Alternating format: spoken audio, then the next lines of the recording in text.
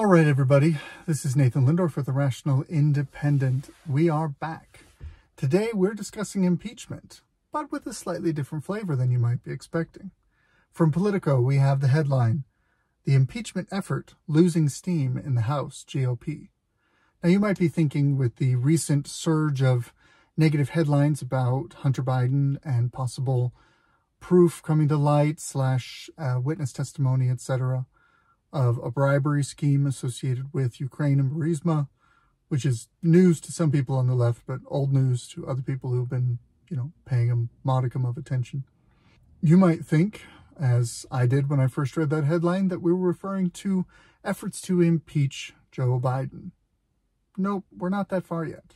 Now we're talking about efforts to impeach Homeland Security Secretary Alejandro Mayorkas. Particularly in regards to the state of the border and some of the statements, I believe false statements that they claim he made in a committee hearing. So let's talk a little bit about impeachment, and let's talk about the article, and let's talk about Congress and what an amazing waste of space it is. House Republicans once regarded Secretary Mayorkas as their easiest impeachment target, yet even that seems increasingly out of reach. Centrist Republicans were never quite sold on impeaching the secretary over problems at the border, nor aligned with their colleagues' belief that Mayorkas lied to lawmakers at a committee hearing.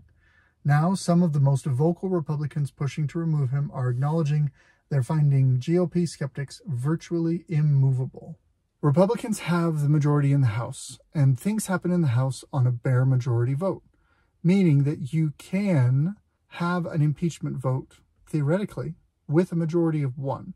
You can impeach an officer. Now, here's what's interesting. Impeachment is most often referred to in regards to the sitting president of the United States.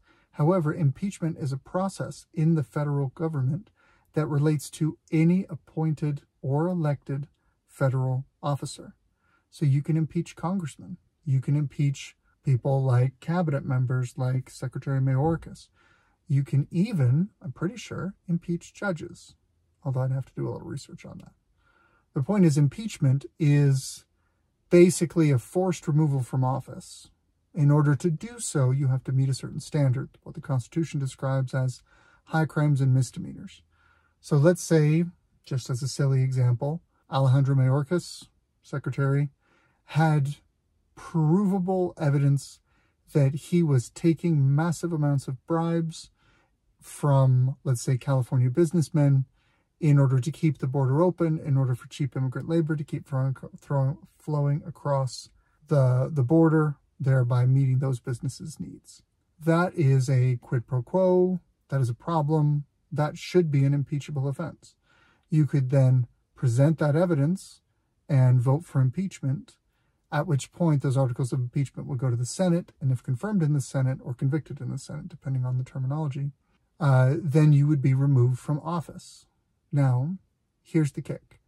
There was a bunch of fuss that went on with Donald Trump's impeachment, where they were talking about, can you convict a sitting president?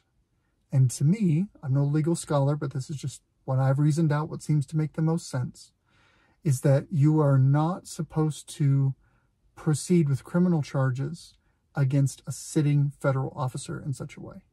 Instead, what you're supposed to do is impeach them. And once they're out of office, they're now a private citizen, and then you can charge them and put them under trial and then deal with them. Seems to be a reasonable way to handle it. That when you're in a certain position of trust, it's not proper for you to have to deal with the criminal justice system directly while you hold that office, because then you could hold hostage the function of the president because you have some activist grand jury or district attorney that wants to tie up the sitting president in court proceedings while he's trying to prosecute a war or whatever. Like this gets messy really fast.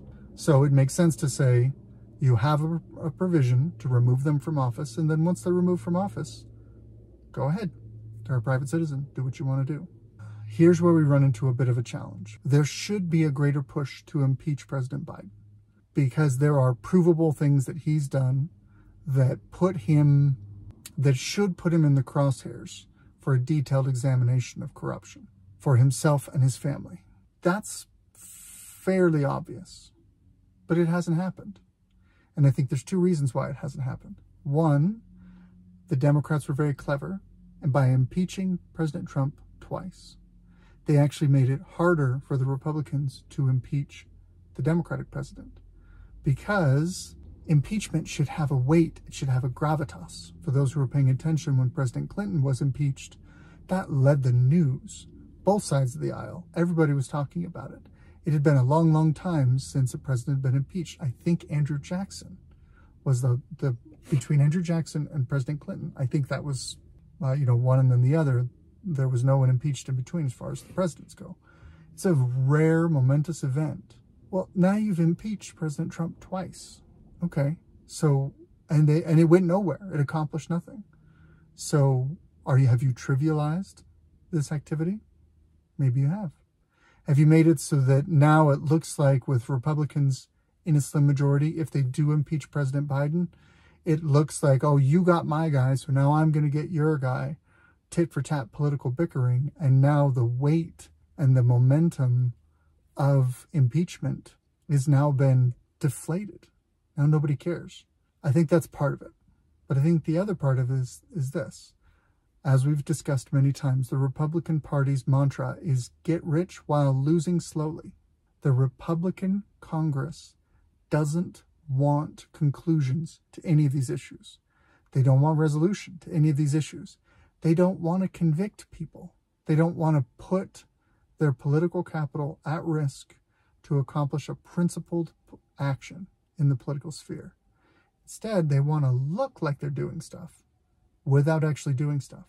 That's why congressional committees are great, because then the congressmen and the senators can say, oh yeah, we're examining that in committee. We called in witnesses. We really grilled them. We put them under oath, whatever.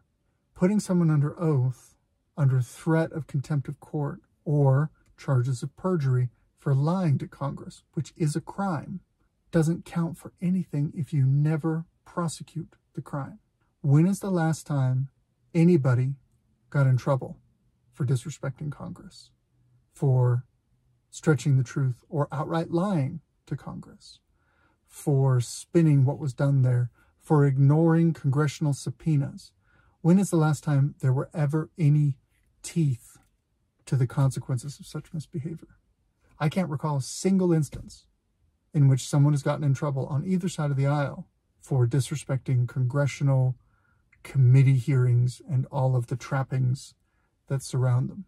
It's been decades at least. That means nobody cares.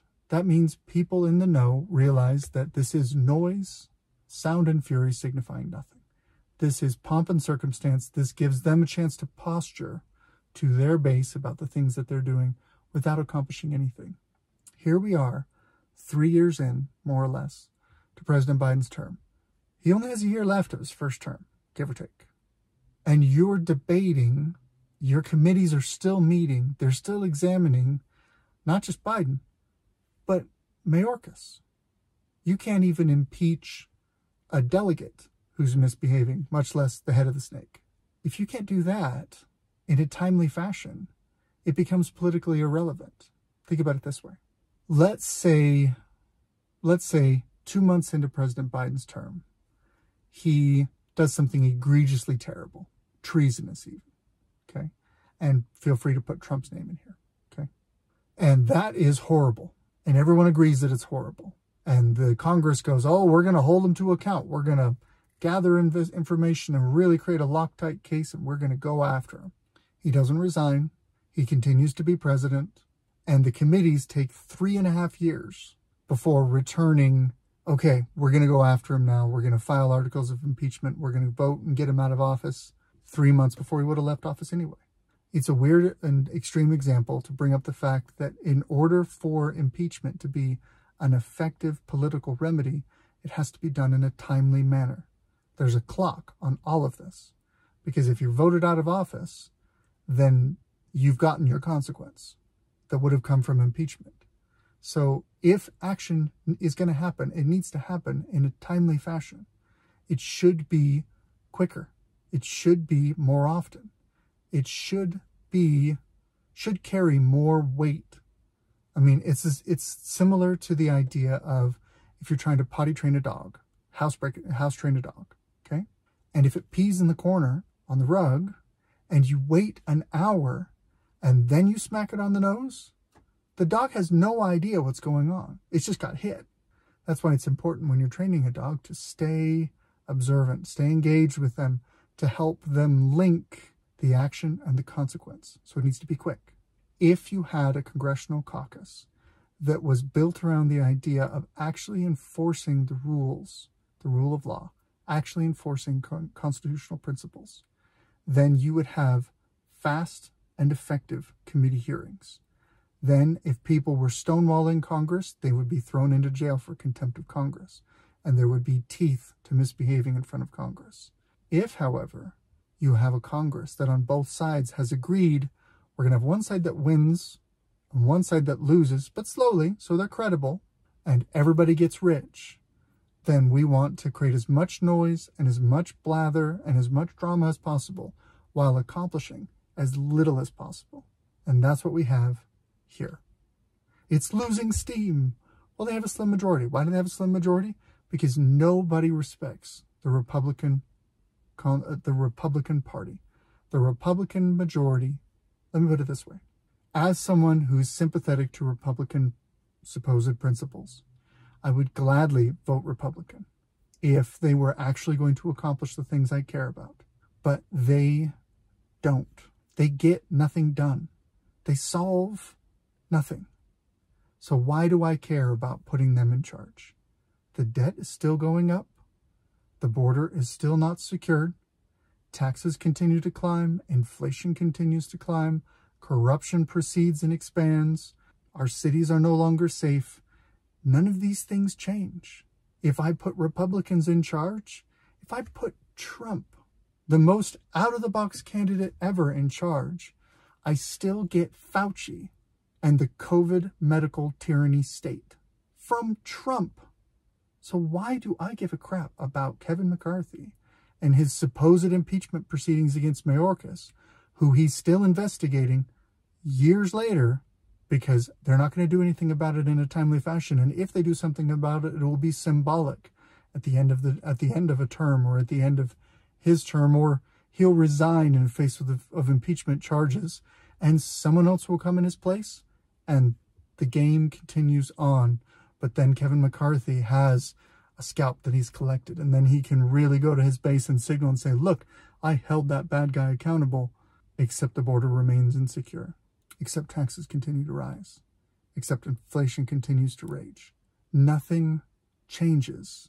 So why should I care about which status quo party, which establishment party holds the reins at any given time? The best I can hope for is for them to fight each other enough that they don't unite to corrupt us even faster. Basically, the bargain that I make is this, and I don't think I'm the only one. I'm betting that the American citizen is able to innovate faster, work harder, and build more than the government can consume, corrupt, and destroy. I know the government is going to grow. It's going to consume stuff it never created. It's going to destroy stuff that's good in society, and it's going to corrupt our social principles and ideals. That's what it does.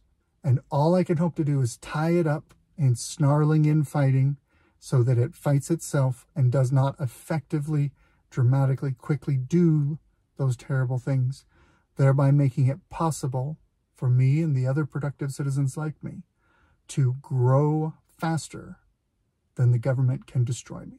That's the deal that I've made. I'm taking that gamble and saying, I'm going to try and do that. And I hope we win that race. That is a terrible way to live. It just happens to be better than pretty much all the other alternatives when you look at governments around the world. It's a pretty sorry state of affairs. But that is my Reddit rant for today. Good luck out there.